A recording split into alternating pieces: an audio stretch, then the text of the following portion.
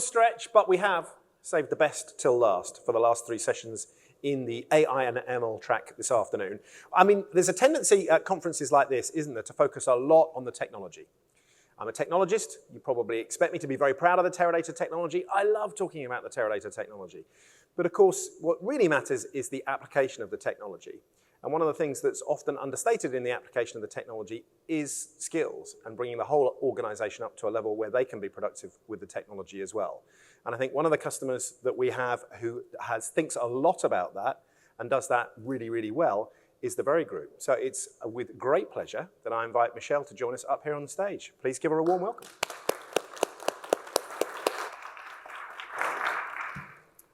Thank you for that introduction. So welcome to the afternoon session. I'm Michelle Williams, the Data Product Owner at the Very Group. And today I'm just going to talk to you very quick, well, hopefully not that quickly, around how we've gone along our journey at the Very Group in terms of AI and making sure that we can scale AI at the Very Group. I'm going to talk to you, give you a quick introduction of who the Very Group is and also then into what AI means for us. So for those that don't know, the Very Group is a UK digital online retailer. We actually started as a catalogue company back in 1896. So we have been a long-term retailer in the UK. Back in 1896, we had a catalogue that looked like this. It went out once a year to a customer, and we interacted with that customer once a year. Hardly any data, hardly any customer interactions. But we have evolved a long way since then. So where are we now? So like I say, we've evolved a lot over the last 130 years. Most of you will know us as Littlewoods or Very.com, Very.co.uk, sorry. We became a digital retailer back in the 1990s, where we started our journey with Teradata as well. So as we became a digital retailer, working alongside Teradata, we merged with Littlewoods and Gus, and we've just constantly evolved. So even though we are a legacy company, we have constantly evolved and constantly changed. And back in 2015, we actually stopped sending out our catalogues and became a pure digital retailer, completely focusing on the online brands and merged all of our heritage brands together. So we used to have about 8 or 9 different brands. We've merged those together to Littlewoods and Very and focused very clearly on our 2 brandings. We opened our new fulfillment centre back in 2020, 1 week before COVID happened, so we got it in just in time. But what this shows us is we've got a long history, but we've constantly been changing, we've constantly moved with the time. And I think with a lot of legacy companies, there's a lot of belief that, oh, you're a legacy company, you're quite old, you don't change, but we can prove that we do change and we haven't stopped changing. And AI is no different for us. It's a new innovation, it's a new technology that we want to embrace, and we are embracing that evolution. So what does that mean for data? As I said at the start, when 1896, 1 catalogue, hardly any data points. Today, we have around 4.4 million customers. We have 1.4 million digital interactions with those customers every single day. So we're not short of data now. And it's something that we use to understand our customers, how they shop, where they shop, when they shop. We have a wealth of data, and it's something we're definitely not short of it. We couple that with financial services, so we're not only an online retailer, but we have our own financial service offering as well, enabling customers to purchase products they want with the flexibility of credit offerings for their family. So we have not only our digital impressions, but we have information around emails, touch points, 49 million products delivered a year. It's a vast company, and data is not something we are short of, that is for sure.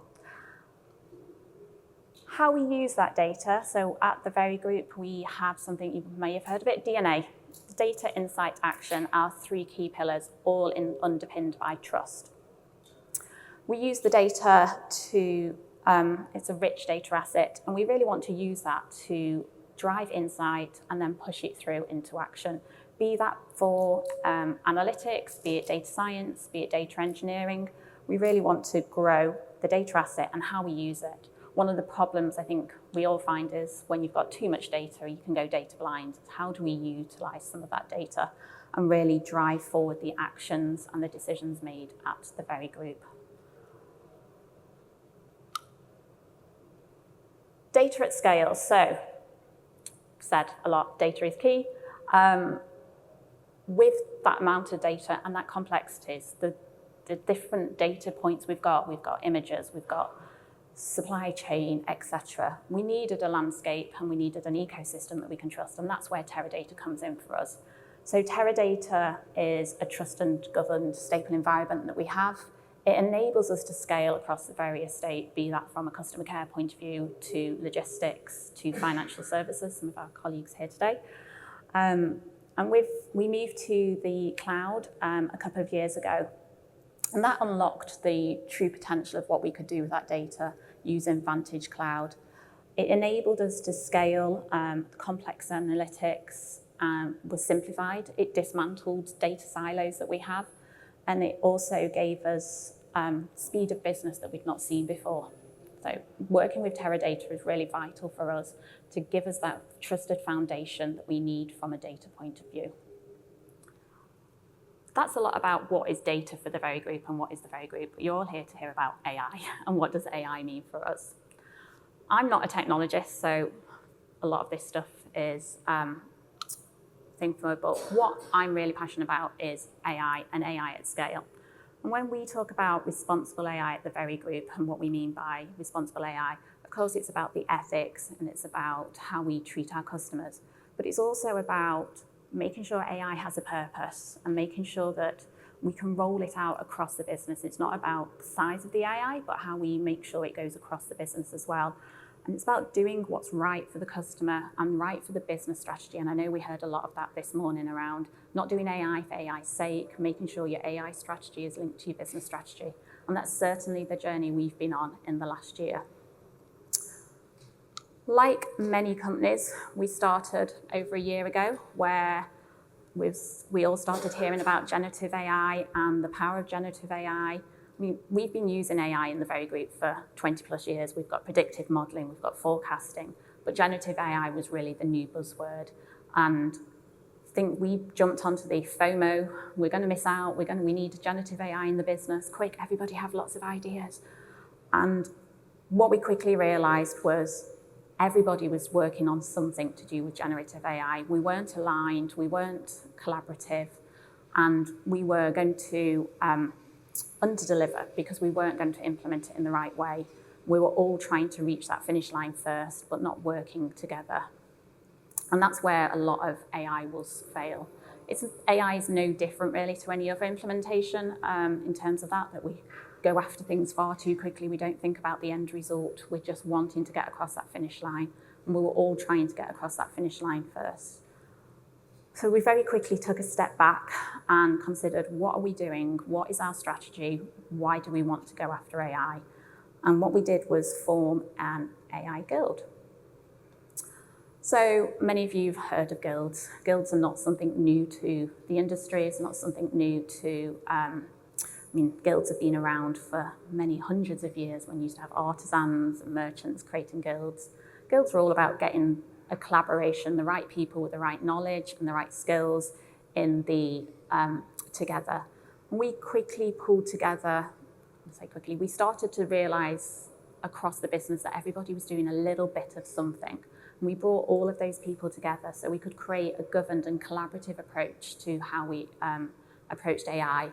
We brought people from retail, customer care, logistics, even creative, all into the room to talk about what are we doing from an AI point of view, have we got an AI strategy, and how do we make sure that we are all working along the right strategy together. That was then all underpinned with security. We wanted to make sure we were doing it secure, so we brought our security team into the guild. We wanted to make sure we had the DPO and governance in there as well, especially with, and legal, especially with new legislations coming in with AI. What we didn't want to do was really just run after AI and get something in just so we could say we were the first across the line. We wanted to make sure we were doing it correctly and it aligned to the business group. We also set up something called the incubation, which I'll go into more details shortly. But the main thing as a guild was also the narrative that we gave back to our exec team as well.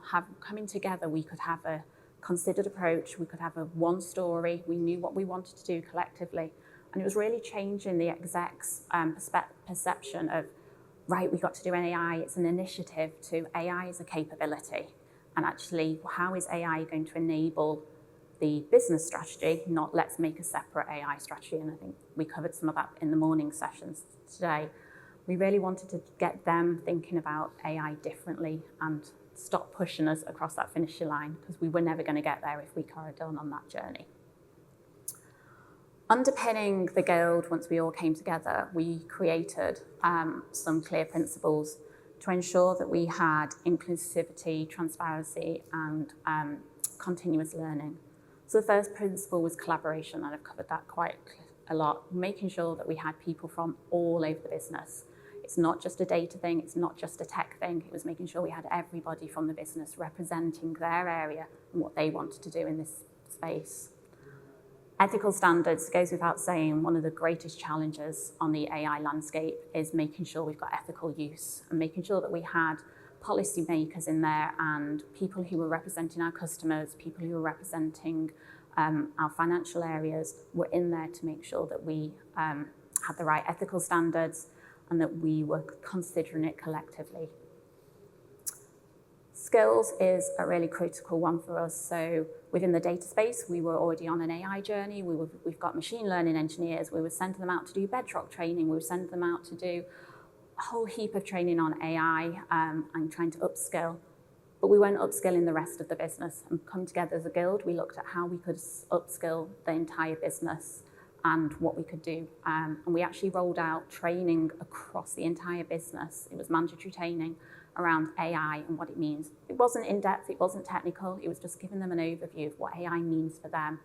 And also having the guild together, we cross-skilled across our tech and data instead of focusing on just one area. We looked at it a bit collectively and came together to go, what was the right skill set and how do we bring that together? Adoption is a key one. So I think not just from the exec adopting and understanding what we're doing, but we've heard it throughout the industry and throughout the last few days as well. Adoption is key. AI, there's a fear around AI, and we wanted to make sure as a guild we came together and really thought about what does this mean for our end user, what does it mean for the people that we're impacting by implementing this work, and how can we make sure that they adopt it and they don't feel like they're being done to, but we're taking them along the journey. So the guild, again, because we were a cross-functional team, could really consider those implementations and things. And then lastly, governance. Governance is key, making sure we've got the right policies in place, etc. So they were our principles and what we did. One of the next things we did was create something called an AI incubator. So when we first started, we had, like I said, lots of people had lots of ideas. Well, let's do this generative AI idea, let's do that. There was about 50 different ideas that everybody came up with that wanted to get done very quickly. And we know not everything is going to succeed, not everything is something we should be doing. So we created something called the AI Incubator, and this was in partnership with AWS, where we set up a team that could take ideas through an incubation process quickly and see, is it something we want to take forward or not? One of the critical first steps of the incubation, once we had the idea, is the preparation. So it's not just about building a proof of concept, but the preparation beforehand of, have we got the right data? Is the data there that we can train on? Because one of the biggest things that we found when we've taken the ideas through, quite a lot of things didn't get past the preparation stage because we didn't have the right data. We wanted to do a fashion image where we could put models on our website and you could say, right, I want to see that in a size 14. We didn't have the data to enable us to do that because we needed images across the entire estate in different sizes. We didn't have that, and it would have cost us money to do that to start off with. Also, is it aligned to our business strategy? Again, that wasn't something our customers were asking for. It wasn't something that was going to generate growth for us, but it was the shiny toy of, wow, we can do images and we can do generative images and the customer's going to love it. We don't know if that was true. So very quickly, a lot of ideas got stopped at the preparation stage because even though we're saying we want to fail rapidly, there's no point doing something and failing on it if you know that you can't take it forward. We're going through a website migration at the time. A lot of things we could have maybe got through and would have succeeded, but they would have just stayed stagnant then because we weren't in a place to then implement them. So that preparation stage was really key for us to really understand what is this idea something we want to take forward or not. Very often in the past, we've started with ideas, we've spent months doing discovery on them, not asking the right questions, and it's wasted time. So that preparation stage for us in the incubator was key. If it did get through the preparation stage, which we have done 3 now through the incubator, we then built a proof of concept in partnership with AWS, using mainly their Bedrock estate, and building different LLM models or VQAs, depending on what the idea was that we took through that incubator. Once the proof of concept was through, we then evaluated it to say, is this something we want to take forward or not? Is it something we can get value of? Was it successful? Did it do the hypothesis that we had at the start? And is it something that we can scale, which is key? So we very early on had things where we looked at products that we used about 100 data sets, 100 data points, I should say. But have we got the right data to then scale it up? How much is that going to cost us? So scaling was definitely a question that we wanted to do in the evaluation stage as well. And then there was a decision of, should we implement it? And quite a few didn't get to the implementation stage. I'm going to go into a couple of use cases shortly that did get through to the implementation stage. But having that incubator and changing the mindset of our exec to learn and fail was really key in that. And the partnership with AWS certainly helped with that because we had an industry leader telling us this is the right thing to do. So we really got the buy-in on that. Conscious of time rattling through. So scaling AI is not just about the size of AI and the cost of AI, but also how we make it go across the business. A lot of the ideas that we had were all very focused on data and efficiencies, but we want to make sure that we look at every single area. And again, that's where the guild comes into place, that we can go, actually, what are the ideas from customer care? What are the ideas from retail? And bring all of those ideas into one area. One of the first use cases that went through the incubator was around product descriptions. So product descriptions, we have 120,000 products that go live on our websites every year. We have a team of 10 copywriters who write those product descriptions. They cannot write 120,000 product descriptions in a year. It's just not possible. It currently takes them about half an hour to write one. And the data that we had and all of that information, it's really difficult for them to do. So today, around 50% of our products go live on the website without a product description. And here's an example. Really tells you a lot about that t-shirt dress, doesn't it? This is not a great customer experience. It's frustrating. We know that we get inflated returns because customers are ordering things and not knowing quite what they are. One of my colleagues references every time we talk about it, she bought a pair of binoculars, didn't realize it was a pair of toy binoculars because it didn't really tell her anything. So had to return those. So we know that product descriptions is really key for us to fill the gap and have product descriptions across our piece. We took this through the incubator as one of the first incubator ideas and did a 16-week product description with ladies' dresses, where we used visual question and answering models, LLMs, to take the image of the product and also the data inputs from the product teams and put those together and use prompt engineering to help write those product descriptions.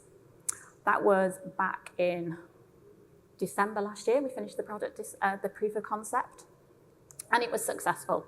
It wasn't perfect. There was a lot of hallucinations. I mean, there's stuff that even a human eye can't see. So in our images, things like fastenings, has that got a zip on the back? You can't tell from some of the images. So AI did a lot of hallucination. But it was deemed as a successful proof of concept, and then we've taken it into implementation. So we got the sign-off in January to implement it, and we went live last week with ladies' dresses. So it's taken us 9 months to get live. Whilst the AI was the easy part, I should say, I didn't have to do it. The LLMs and the VQAs was relatively simple. The time that it's taken has actually been the implementation of that and the operization of that, making sure when we did the proof of concept, we didn't have the data in Teradata that we needed. So we had to make sure that all that data was in Teradata. Linking the data to the models and the models to, we've created a user interface because we know that the AI is not perfect. So we've had to create a user interface for our copywriters to look and say, actually, is that short sleeves? Is that right? So we've got a human in the loop checking that because the AI is not yet at a stage where it could be. So we've had to create a user interface and then getting that user interface to then send that product description to the website. So it's taken us a long time. The AI took 6 weeks. The implementation took 9 months. And that's where we come into the scalability of it. But this is going to have great benefits for the very group. We've already seen that writing a product description, the AI with the copywriter involved, takes around 3 minutes now. And that will get quicker and it will get better because they're getting used to the user interface, they're getting used to checking everything. But it now takes 3 minutes, so we believe we can quickly fill that gap and get more products with product descriptions. One of the difficulties we faced as well was around what are the benefits of doing that? We all know it's good to have a product description because we know it's going to reduce returns, we know it's going to increase sales, but by how much? And there's always so much happening in our on our websites, in our business, that we don't know, was that a campaign that drove that? Was that something else that caused that change in conversion? So we've been working really hard to understand how can we measure the benefits of this and see the value that's created. And we've been able to do some quasi-testing to do that, so we can see that it is reducing returns. We can see that customers are more engaged with those products because it's not just on the product page, but they get to see, even on the gallery page, you can see it's a better description of the product. Search results are better. So it's huge improvements for us just by using generative AI on those product descriptions and having the customer really engage with it. One of the other use cases we did, so that's all about, the previous one was all about what's it mean for our customer and how can we use generative AI. There's also efficiencies in the business that we can generate as well. And that's one that we're definitely looking at. When ChatGPT launched, I don't know about everybody else, everybody wanted to go on and see, let's go on ChatGPT, let's put all of our data into ChatGPT and ask it questions. Don't do that. And we very quickly had a policy within the company generated by the Guild to say, do not use ChatGPT in the very group because we don't know how secure it is, we don't want to give away our data, etc. But we know that it could be valuable. We know that it can help people with their jobs and create efficiencies. So what we did do was create something called VeryGPT, which is our very own secure digital assistant. So it sits over the top of OpenAI and ChatGPT, but it's secure, so we know that we now get the benefits of what ChatGPT and GPT gets us, but it's safe, it's secure. We can now put data in there. I didn't give it my presentation. We can now put data in there. We can now ask it questions on coding and know that it's safe and secure for our colleagues to use. And it's open to everybody in the business. When we did a conference back in March, when we rolled out the training, we then gave everybody access to this as well. But you couldn't get access to this without doing the training. So it was a key thing that people really knew what it was for and how they could use it. So, closing thoughts. Responsible AI. There's huge potential for AI, and I mean, everyone's heard it over the last 3 days, haven't they? What potentials AI can create. But having that, doing it responsibly, taking a considered approach is really key. Otherwise, we are all going to fail. Data is key. Without robust data, without safe data, without secure data, AI is nothing. You've got to have that data foundation, and Teradata gives us that data foundation. But we're still relying on the right data going into Teradata. It's not Teradata's responsibility. And it's not just data's responsibility either. Everyone comes to us to go, oh, we want to do AI, but it's everybody has responsibility. And that's why the Guild is really powerful, because it involves everybody around the business. One of the things when we had the Guild, we set it up and then we did the conference, and then everybody wanted to get involved in the Guild, and we've actually had to push a lot of people away. And one of the key things is the Guild is responsible for communicating around the business about what are we doing with AI and keeping that conversation going and keeping that narrative going. And it's also really important when making decisions that we're all talking together and not just looking to data to give them the answers. And we're all on a journey. That's it. Thank you.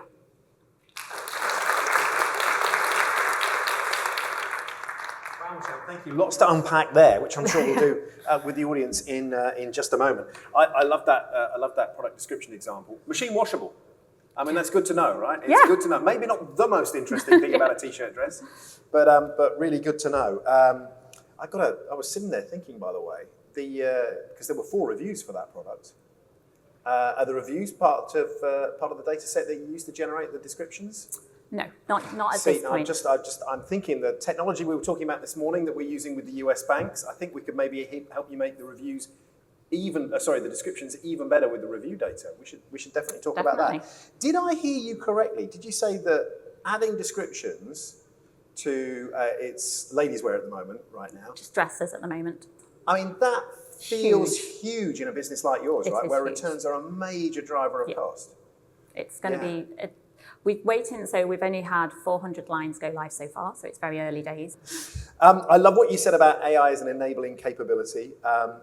And I think, a conversation that we've had a couple of times during the last couple of days is that the superpower for the new generation of AI technologies is really generating useful insight from the multi-structured data that normally we haven't done a lot with, right? Images, audio, text. And I thought that was a beautiful example. By the way, it was a great presentation. I could speak for the AI. Thank you. And I love that example. I remember when ChatGPT was brand new, I was in San Diego at a meeting, and I'm a glider pilot. I like to fly gliders at the weekend, and I didn't have time to study the weather forecasts. So I asked ChatGPT, is it going to be a good day to go flying in the Peak District on Saturday? And it gave me a long answer that basically amounted to, I don't know, why don't you check the weather forecast? Which wasn't that useful under the circumstances. All right, well, I picked up a lot of things from that presentation. I'm sure you did too. Have we got any questions from the audience? Because I can ask Michelle questions all day, but it's more fun if you guys get to ask. Mita.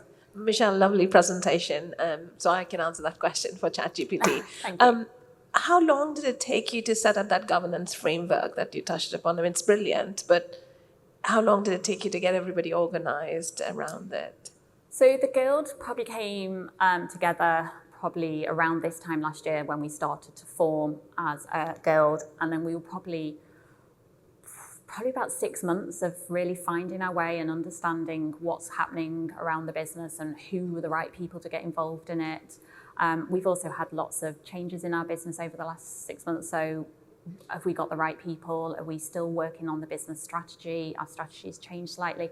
So it took around 6 months to really embed it in and create that framework. Thank you. Any more questions? Mita has another question. Did I hear you correctly? You said you have 120,000 products? Yeah. And was the time reduced for copywriting from 30 minutes to 3 minutes for all of them? So we've just done ladies' dresses so far. So I was talking about this on my roundtable yesterday around the time. So it's taken us a year just to get ladies' dresses. We now have got another year to roll out across all of the next categories. So, and this comes back to this morning of people just want things now. And it's like, actually, we did a proof of concept, we did an MVP, but it's going to take us a good couple of years to get that across the piece. And the journey won't stop there as well. So we might include review information to improve it. It's very much an MVP of we're using image data and product data, but we then want to look at, is there a potential to then, once we've rolled it out across the piece, what's next for that? Do we want to do a personalized product description as well and take other data points into there to make it even better than it is today? Yeah, thank you. Actually, that idea of a personalized product recommendation is really interesting, isn't it? You know, based on things that you've purchased previously, I infer that you value these things in a product. And by the way, the product you're browsing right now ticks all of those boxes. That's actually a really interesting idea. Ruth? So, Michelle, I'm really curious to see, you mentioned that the board are quite impatient and they want to get things done. How are you managing their expectations? Do you have like a regular governance conversation with them? How are you managing that? Yeah, so the Guild actually has once a quarter a session with the exec and showcasing what we're doing, what we're considering, and having that piece. I think there certainly was the big hype at the beginning where they were like, just get generative AI, quick. Just AI it. Just AI it. And we certainly have probably gone a little bit into that disillusion curve with them at the moment, especially because we've changed our exec as well. So we've got a re-education to do with a lot of people. But we have that quarterly session with them, and the sponsor of the Guild is Steve Nolan, who's our CTO, CIO, I keep getting his title mixed up. So he's constantly representing us in the exec sessions as well. Any more questions from the audience? Daniel has a question. While the microphone's going to Daniel, I love what you said about scale during your presentation, but also speed. And it reminded me of something that I meant to say this morning and completely forgot. But I mean, I think the speed thing is really interesting. Right? There's the speed, there's the time to market, which you just discussed, and the healthy tension between doing a good job and doing a quick job. But then there's the kind of speed of execution, isn't there? And I think that's really interesting. We had a session in here yesterday from Sicredi when they talked about a 25x speed up when they moved scoring workload from Databricks to Teradata. And obviously, if you're from Teradata, you love stories like that, right? Because they give you bragging rights at conferences. But it's kind of interesting, right? If you take execution times from hours to minutes and from minutes to seconds, you actually enable completely different ways of working in some cases, like near real-time loan repricing and updated demand forecasts. So that speed thing is a thing, right? Definitely, yes. And certainly we now, if we take product descriptions as an example, the speed now we can get that product on our website is huge. Yeah, so it can be there for sale weeks ahead of where it would have been before. So we're getting products quicker to our website and for sale as well.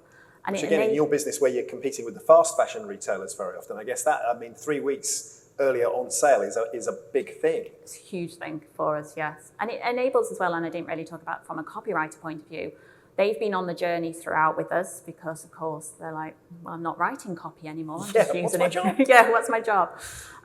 But they don't just write product descriptions, and they've been taken along. They've been with us from day one of the proof of concept, helping us and getting it embedded. And they now are like, well, I can write copy on something that's really, I don't want to write copy of a white t-shirt. That's boring. It's not really utilising their skills. So they can focus their precious skills where they really need to be focused, then let the automated agent take care of the stuff that's arguably a bit less important. Yes, that's definitely. fascinating. Daniel. Well, you just taken my question. Think of another one. You're an adaptable but really, guy. I wanted to ask, so what is the kind of general perception in the business about the AI opportunities? Are people suspicious? Are they on board, excited? I think if we look back 6 months ago, everybody was really excited. Maybe I should ask colleagues, are they still excited? I am, because I'm on the journey. 6 months ago, everybody was quite excited, but I think we have definitely hit that, actually, what's happening? We've not heard about it for a while. I've told you guys we've gone live, but I haven't actually told internal we've gone live yet, so we will be doing some internal comms on that shortly, and we're starting to bring that to light again about AI and where it can help. One of the biggest things we're doing is looking at across the piece of where can our partners play a part as well. So I don't know about a lot of people, but we constantly every day we've got this great AI tool that you can use, and it's getting rid of some of that noise as well. So our creative team constantly knocking on the door saying, can I get this shiny new tool, please? But we've got to evaluate it. We've got to take it through that triage process to say, is it the right thing? So there's certainly areas that are very excited still. I think there's some areas going, what's this mean for me still? So we're still on that journey. And I think that celebrating success has always been really important for data analytic projects, right? Because we quite often have to invest up front in order to deliver some of these benefits. And so being able to talk about those successes is really nice. Yeah, and I think using product descriptions as maybe one of our first generative areas, everyone will get it. Everyone understands it. Whereas when we talk, we've had forecasting go live, we've had price optimization. People don't really get that so much. So this is something that people can really invest in and understand, and they can see and feel what that looks like. So it's a great success story to go out with. Cool. Any more Just, questions from the audience? Oh, maybe yes, one sorry. more from me. I didn't So- see you'd already got the mic. It was a great presentation, Michelle. So the Very Group is very forward-thinking. As you said already, you guys were already at kind of the forefront of AI when everybody started talking at it. And obviously you're in the amazing position where your leadership is asking you to run forward. But a lot of our clients do kind of struggle to build up that excitement internally with the senior leadership to get that support to drive those AI initiatives. Is there any advice that you can give to any of the other clients in the room to really, get senior leadership on board with AI? I think it's definitely an education piece. I think I was in a really lucky place where our exec was pushing initially. Now I've got to re-educate, but I've got great examples where I can show them what AI is. I think if you can try and find those tangible examples that really explain it to them about where it can benefit them and not make it such a black box for them, I think that would be really key for us, really educating them about what it means, but also talk about not just the AI, but the wider piece as well. I think don't get them all excited if AI can do this and then it's going to take you 2 years, because they'll just ask for it straight away. So be really open and honest with what it's going to be. And one of the things that I think Very Group's done quite successfully over the years sometimes is use these kind of hackathons to demonstrate the art of possible and get people engaged. Do you want to speak to that for a moment? Has that been something that's important to you? Do you plan to continue doing those? Yes, so we've done quite a few hackathons with Teradata, we've done ones with AWS and Microsoft, and they really do it's probably not getting the exec so much engaged, but it's getting people like Joe and Lee engaged, who are here from the Very Group as well, and really understanding what the art of the possible is.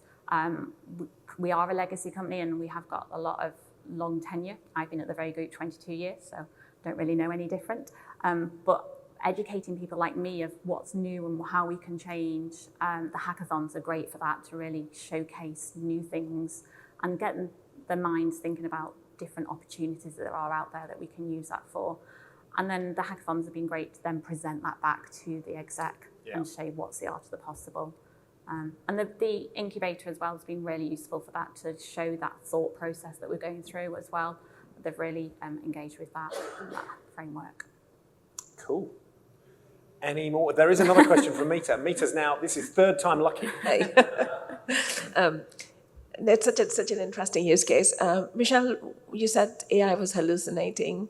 Do you have a fun story about that hallucination? And how did you prevent it? So the main hallucination we saw was around the fastenings of the dress, because it's really difficult to see. I haven't come across any really comedy ones yet, thankfully. I was reading one the other day that said, this is a sleeve that covers your shoulder and reveals the arm. I'm like, great, that's really what our customers want to know.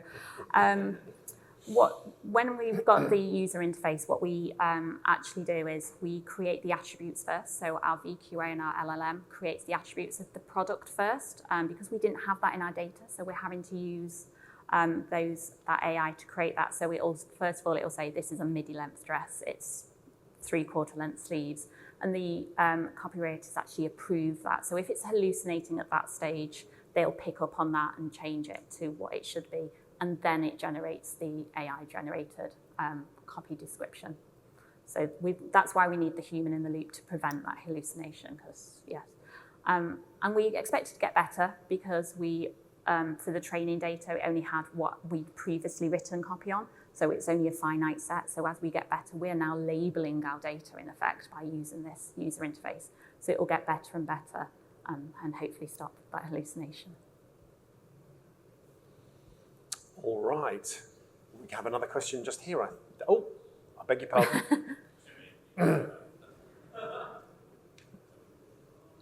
Thank you. I was just going to ask, what's your workflow in this scenario? So if you've got, 100 dresses, is it you batch running that, or is you kind of developed an app that are kind of users kind of working with, or?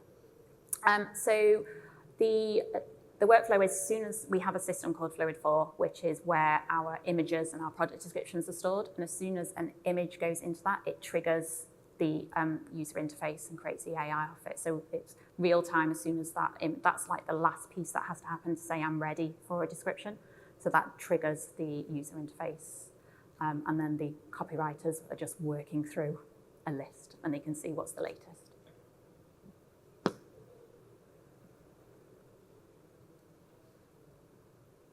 Cheers.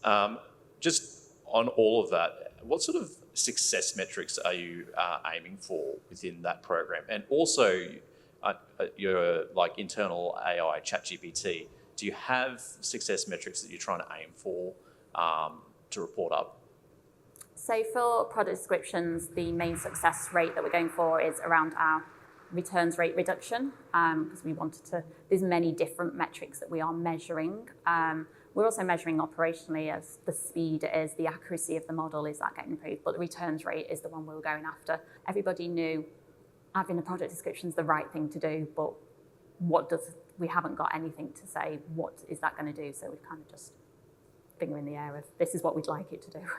And do you have like edge metrics that have maybe shifted as well at the same time? Because if you've got that like specific success metric that you've looked for, sometimes you end up with edge metrics that also shift. But have you seen anything like that? Like purchase rates that maybe increase because yeah, it's more so we're accurate? measuring time on page, we're measuring conversion rate, we're measuring add to basket, we're measuring our SEO and the improvements in SEO as well, and then returns rate and of course net dispatches. So returns rate was one that we've put on the board paper, but we are measuring things around that as well to see the impact of it. Yeah.